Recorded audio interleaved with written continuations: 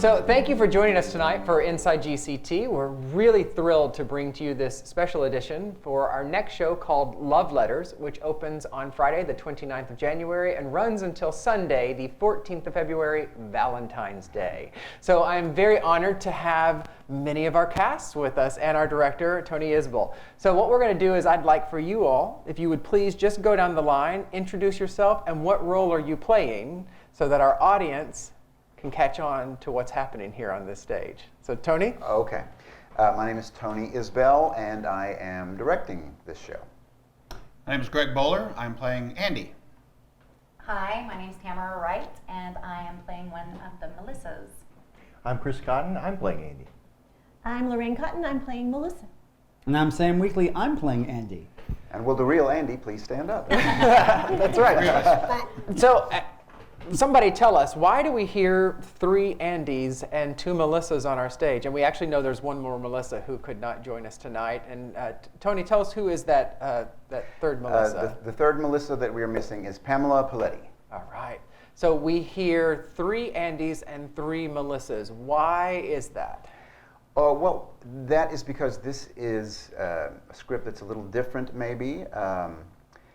It is 2 characters, a man and a woman, who exchange love letters over the course of a 40 or 50-year relationship. And we follow them from the time they're in the 2nd grade until they reach that mature point. And it's a play that lends itself to multiple casts. It's not the first time this has been done. It's been done in several other places like this. So what we have are 3 different casts with 3 different couples who will be rotating the performances. That's amazing. To our Andys, tell us about your character. Greg, tell us about Andy, and then Sam and Chris, please join in and tell us about the character of Andy. Well, the character of Andy changes over about 47 years, although sort of at the core, he is a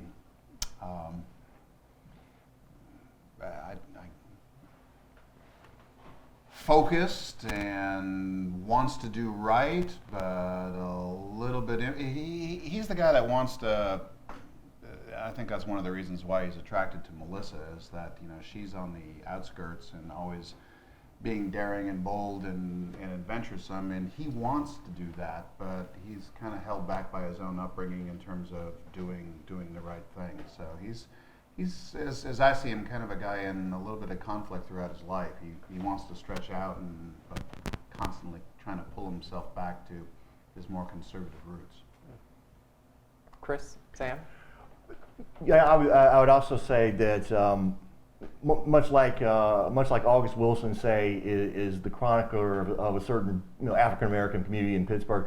A.R. Gurney is sort of this country's chronicles of the lives and foibles of East Coast upper middle class WASP types, mm-hmm. And both these characters are very much from that world.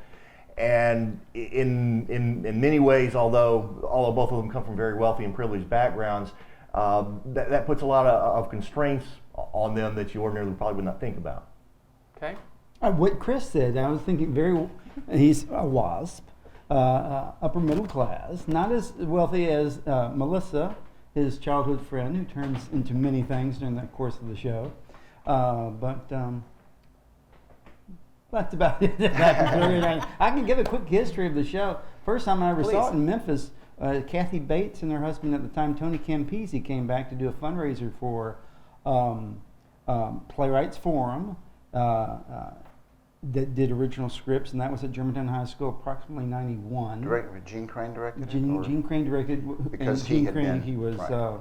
Kathy Bates High School director. Wow. And the second notable time it's been done in Memphis was our dear friend John Dye. Tony and I went to school with John Dye from Touched by an Angel, and his dear friend Melissa Gilbert came back for a reunion in the theater department. They did it as a fundraiser for the U of M theater department. Well, and that was a week before 9/11. Oh, wow. Well, everything we do at GCT is a fundraiser. So what we're doing here tonight and when we produce the show is 100% a fundraiser. So fantastic. Tamara and Lorraine, tell us about Melissa, please. Melissa is wild at heart. She's an artist. She starts drawing at a very early age, and she develops into a painter and a sculptor, and she has a kind of rough childhood, divorced, broken family, whatnot, and Andy kind of is her stable influence through her journey through life, kind of her anchor. Yes. You wrote up on me. All of those things. And she's also she's very passionate. She jumps from one thing to another, searching for what will make her happy or what will fulfill what she didn't have in her childhood, I think. And one thing that Andy offers, and this guy plays my Andy, is he grounds her, and he's really her only family, as she says repeatedly throughout the play for most of her life. That's very interesting. Tony, what was it like casting this show, since you have 3 different casts? Well, I'll tell you, I have actually also acted in a production of this. I don't remember the date, sometime in the mid-'80s, I think. It's been a while. And that production was a fundraiser for Playhouse on the Square, I believe. And we did it with either 3 or 4 couples rotating through. So I was kind of familiar with the concept. The thing that's different about this for me as a director, what I found anyway, is that there's no blocking in this play. There's no movement. I mean, the 2 people sit at desks and they read these letters. And you might think, wow, that sounds like that's not very interesting. But it is, because it is so beautifully written, and these people are doing such great jobs that it's very, very interesting and very funny and very moving at times. The key to casting this was finding people that I thought really, truly fit together, because we didn't have many rehearsals. We still have a few left, but we didn't have many. Mr. Gurney says you shouldn't have to have many rehearsals, and I think he's right. To me, this show really depends on what the actors' personalities are and what they bring to it and how they connect with it in their hearts almost immediately. So on some level, in all these people, I saw something that spoke to me when they were reading these lines for me auditioning, that I thought, oh, they will work really well together. And an interesting fact, we have 6 people. We have 2 married couples that are doing this. One married couple is performing as Andy and Melissa, and the other married couple is performing with 2 other people because they just didn't go together. So I thought it would be better to put them with other people. Sorry, Sam. And I'm teasing. Not telling you. Don't tell Pamela. Yeah. No, they're all doing a wonderful job. It's hard being married to the world's most beautiful woman. Yeah. Aww. Oh, that was sweet. Did that answer your question? It did. It did. Sam, you are not performing with your wife. Correct. You were performing with the stage wife. Yes. So what was your... The lovely Tamara. The lovely Tamara. So will the 2 of you tell us about your process in approaching this show? How's it been working together? What process did you take to approach this, to play Andy, to play Melissa? Well, I've been acting for over 40 years, so acting with somebody that's not I'm married to, that's very easy. I think it would have been much more trickier the other way, you know. To act with Pamela? To act with my wife. Ah. Go home and maybe we'd be rehearsing on the drive away from rehearsal and to rehearsal. I think that puts a big strain. I suddenly remember my high school director, Juliet Doyle, said that you shouldn't cast couples opposite of each other. I'm sorry. We'll get to that. That sounds juicy.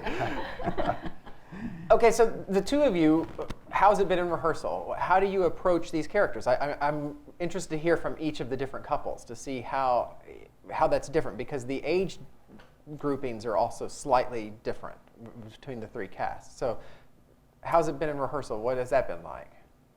Sam and I worked together probably like 8 years ago. Mm-hmm. So we know each other, you know, we're friends, you know, there's a comfortability there. But this is, the nature of the show is really, as Tony was saying, how we connect with the characters individually. I'm assuming I haven't even asked you. Do you connect with Andy? He feels like he connects with Andy when we're communicating with each other. I mean, I feel like Sam's called pretty, acting.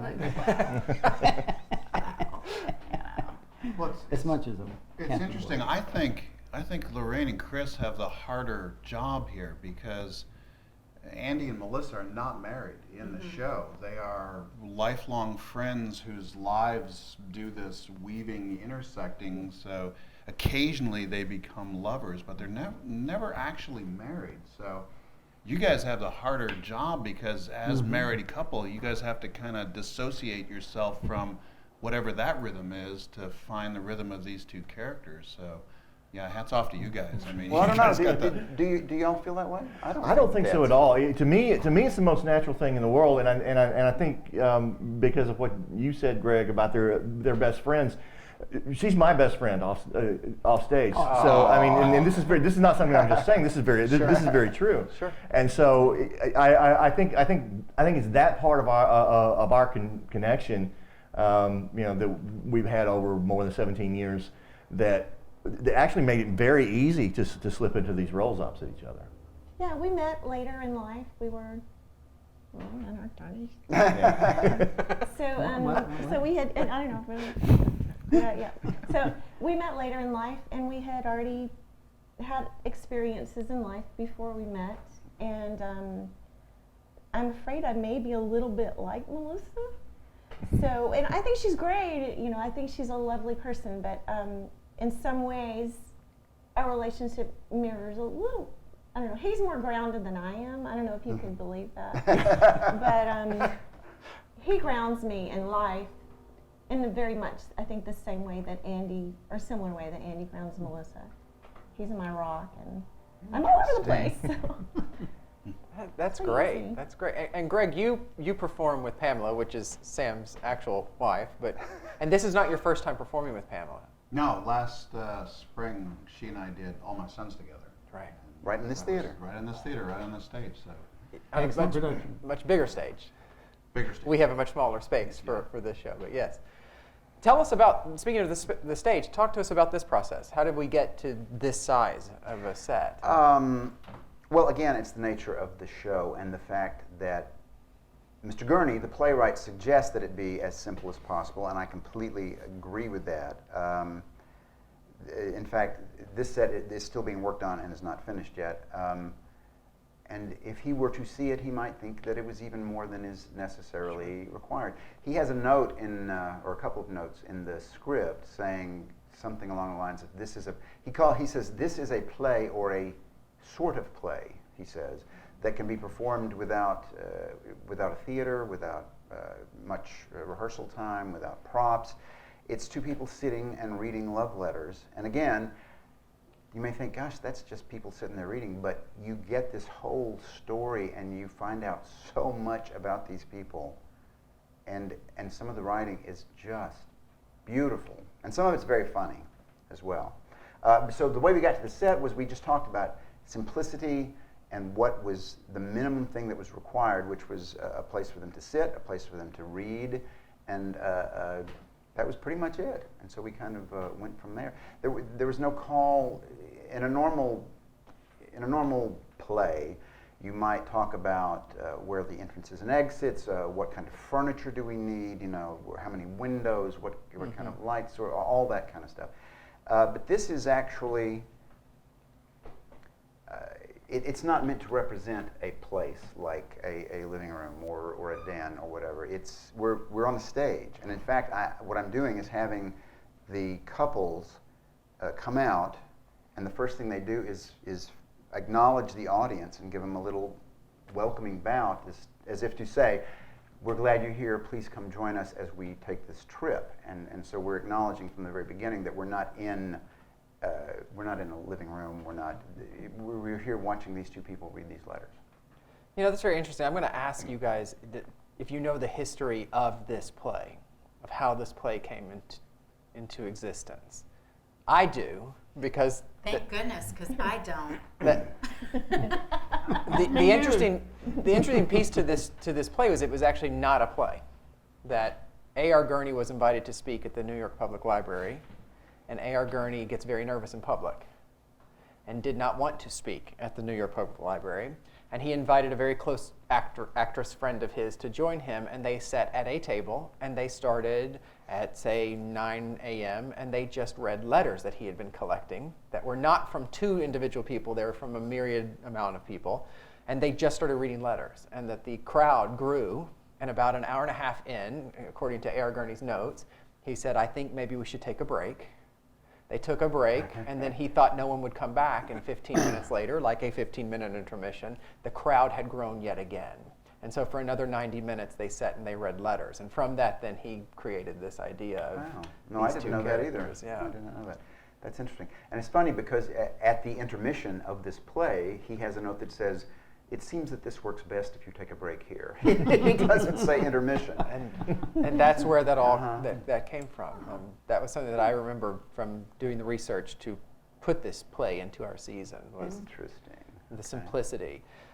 Something I'm always very interested in that we talk about a lot in our Inside GCTs, I'd like to hear from you all, the actors, about your acting process to doing a show. One of the things we like to tell our audiences, our viewing audiences, is that there is a process to create a work like this. We've heard from Tony about selecting the cast, but I'd really like to hear from each one of you about what's one of your tricks maybe that you do as an actor, because every person does something different.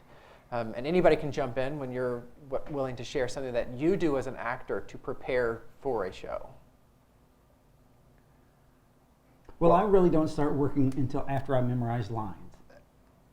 So you're not working. On this show, you don't have to memorize lines. I haven't Sam, done either. if I may say, Sam makes a really good point. The other thing you don't have to do in this play is memorize the lines because Yes. you are reading them. And Sure.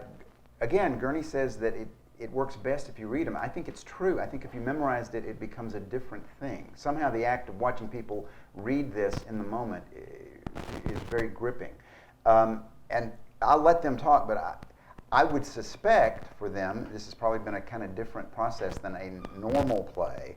It has been a different process for me as a director, but I'll let them speak to how it has been different for them as actors. Well, it has been different. It's only because everything's been very compressed, at least for me. But I mean, there's some common elements that you do. I mean, you do your prep, which is you've got to work with the script, and you have to go back through.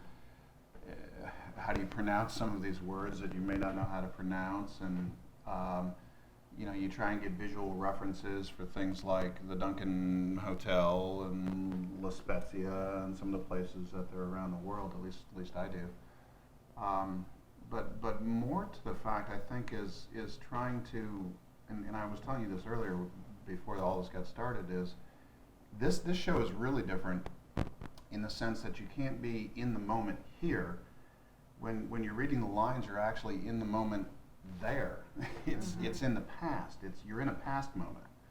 And so somehow the tricky part is to be believable to the audience of, as you're reading a letter from when you were in the 8th grade, you're in the 8th grade moment back then, is finding a way to get back in your past. So one of the things I did is I actually dragged out old letters, old yearbooks from even back in middle school, and started reading things that people had written to me back then and trying to read them aloud, and then even reading things that I wrote to former girlfriends in high school and stuff like that, just to kind of connect with the vibe of doing that, to kind of find what's that rhythm and what's it like. And it was shocking. It was a lot of fun too, but kind of shocking in the process. I don't know if you noticed. He probably didn't notice any of that, but anyway, that's what I was doing. All right.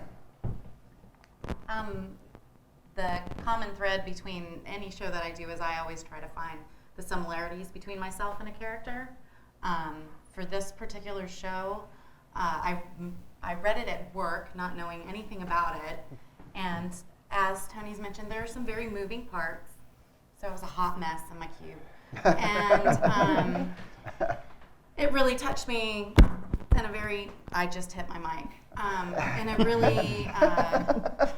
really close way. I've had several long distance relationships in my life, and there was just a lot of similarities in their Andy and Melissa's communications that reminded me of those relationships didn't work out. Anyway, I guess that's what I do when I'm approaching a script is trying to find where I relate to the character. Sure. And then obviously there's things that I don't relate to. You'll have to come see the show to find out what that is. But that would be the next step I do. Okay, what commonality can I connect to in my life that isn't necessarily an exact parallel? Sure. Anybody else? Well, I think the challenge here is to be genuine and honest and not overplay a single thing. Just let the words do all the work.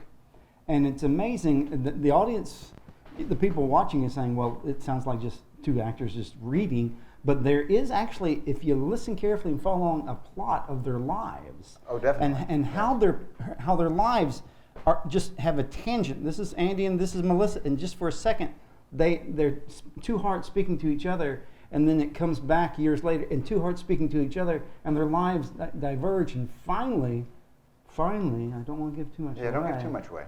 But there's a third tangent that changes both their worlds. Wow. Yeah. And just have to play it honestly, and listen carefully when you come to the show. And there is a very strong linear plot going on here. Mm-hmm. Chris, Lorraine, what are your processes? I'm not the researcher that Greg is. My process is a whole lot more simple than that. I'm more Sure. like what Tamara did. Just start with a place very close to myself and work from there. And I think for this particular character, the thing that I connected to most was his relationship to his father, and I think that my relationship with my father had a lot of commonalities with that. I think I lost him at about the same part of my life that Andy did in his, and so there was that commonality also. But to me, the challenge that's to the acting process that is unique to this particular show is not only you're reading the letters, and not only is it that this has occurred some years in the past. There's also the fact that, as Andy says, the letter is something of an unreliable narrator, because what Andy says about letters is they let you present your best self to somebody else.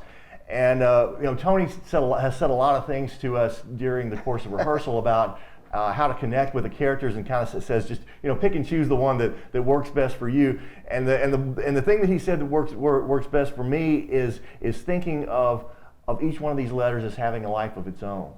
And what would the letter sound like if it could speak?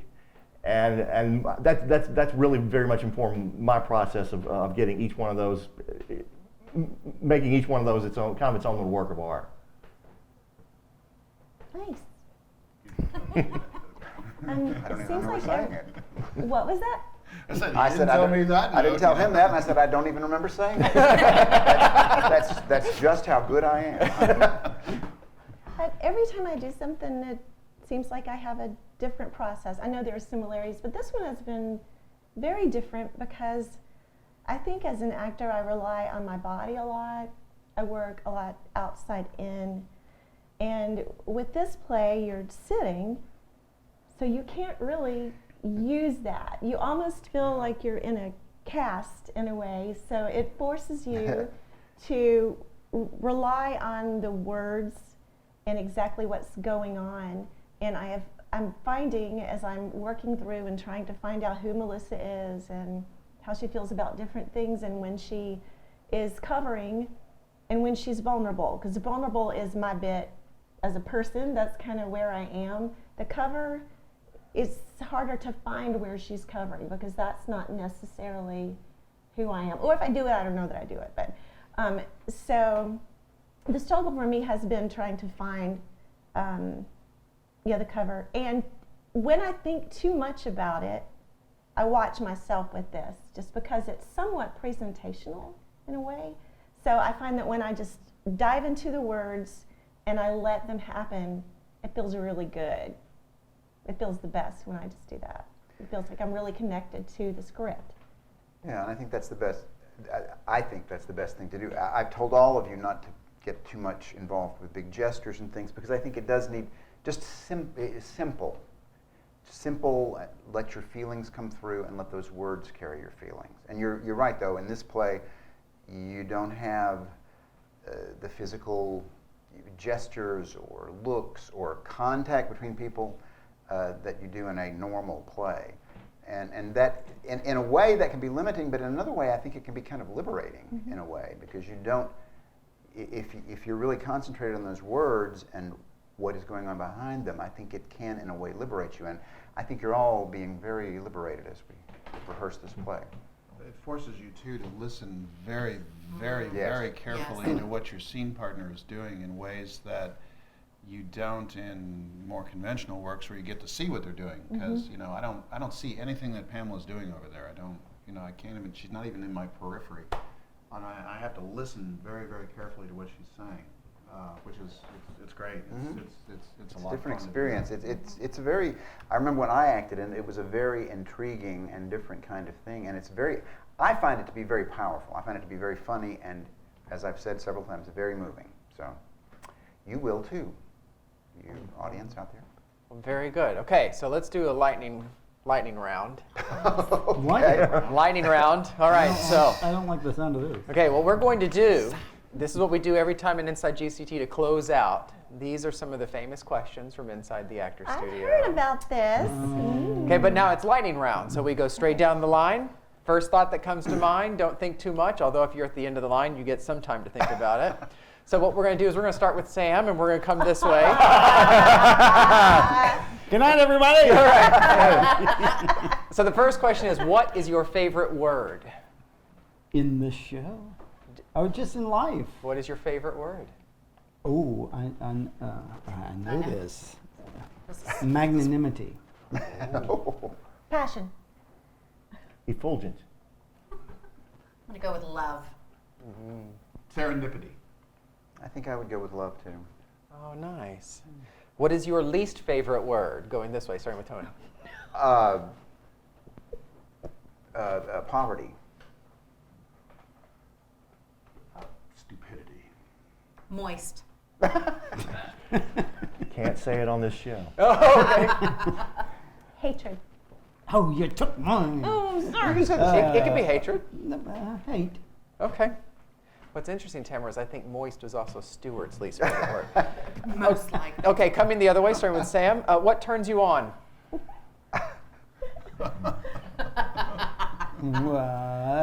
Yeah. Can we say this? Is this a family No, rated? no, you can't. Seeing good theater, preferably with my wife, either in it or with her. Chris. She's seated immediately to my left. Tattoos. Creative people. Passion about. I mean, passion for your project or your work or whatever. Okay. Starting with Tony. What turns you off? Dumb people. Sorry. Stupid people. Arrogance. Ignorance is a point of pride. Ah. Are we all talking about the same person? Two people. There's two people involved here. Yeah. Ignorance. Yeah. Turns me off. Brussels sprouts. Yeah, clearly. You. Brussels sprouts. Okay, fair enough, fair enough. Sam, what sound do you love? My wife's voice. And I'm not the only person who thinks she's got a beautiful voice, but she's the most beautiful does. voice I've ever heard. Yes. Cello. The music that I make together with my family. Gonna get me choked up. Rain on a tin roof. I was going to say the ocean at night. Babies laughing. Yeah, I love that. I think you said that last time, too. Did I? Or I do remember that, yes. It's true. I love it. Okay, Tony, what sound do you hate? The sound of a car not starting. My car wouldn't start tonight. So. Oh. My student saying, is this going to be on the test? Nails on a chalkboard. The sound of a person enamored of the sound of his own voice. Chewing. Oh, that's. You get along with my A wife. boat not so- starting, A boat not starting. which has happened to me 4 times in the past year and a half in the middle of a lake. Oh no, worst place. Okay, Sam, what profession other than yours would you like to attempt? To attempt. TV weatherman. My students tell me, you should be a TV weatherman, Mr. Weekly. Hello, cold front, snow. Nurse. My daytime profession is lawyer, so I'm actually getting to do the other profession that I want to do. A writer. I think an artisan cheesemaker. Okay. I remember this question from last time, and same answer, psychologist. I always thought it'd be interesting. I do remember you saying that, Yeah. yes. So then what profession, Tony, would you not like to do? You know, any kind of factory worker, because I did it when I was younger, and it's hard work. Politician. I paid my dues. I don't ever want to wait another table again. Salesman. This is weird. Lifeguard. Yeah, that is weird. That's weird. Salesman, I think, didn't you? Okay, final question. Sam, if heaven exists, what would you like to hear God say when you arrive at the pearly gates? What took you so long? Job well done. Just about anything except there's been an accounting error. We need you on the elevator going down. You will find the puppy playground over to the right. Childhood cancer is now eradicated because I said so. I guess. Well, I didn't expect to see you here. Or something like that. Well, I really want to thank each of you for coming tonight and being a part of this, and thank you for joining us for Inside GCT, and thank you for joining us for Love Letters. Well, one thing I like to do before we sign off is just toss it to you, if you'd like to say something to the camera, let the audience know why they should come and see your production of Love Letters. I'll start. This is a show that's so nice you need to see it twice, and then you need to see it a third time because there are 3 casts, and they all do slightly different things with it, and it's a different take on the same story every night, and it is a lovely, lovely experience. Plus, it's not even that long. It's less than 2 hours, including intermission. Okay. I would say if you've ever had a lifelong friend, whether it's cross-sex or same-sex, come see the show because you're going to resonate with these characters in ways that will absolutely surprise you. Yeah. Mm-hmm. Yeah, I'll piggyback on that and say if you've ever been in love, come see this show. I can't say it. Like I said, I always make a terrible salesman, so I can't say it any better than these 3 already have. It's a beautiful story. You'll remember it.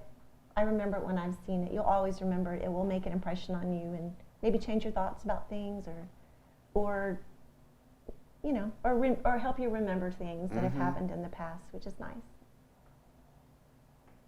And if you've ever written letters, to a friend, to a lover, to an old buddy or a girlfriend, or my brother who was in Vietnam, I wrote letters to and back. It's very meaningful. And you got to listen to the play, of course, because there's no blocking and there's no movement. But it's a beautiful story about 2 people. You all said it so well. I couldn't have done it any better. I will add, telephone number for the box office is 901-453-7447. Get your tickets today. Thank you.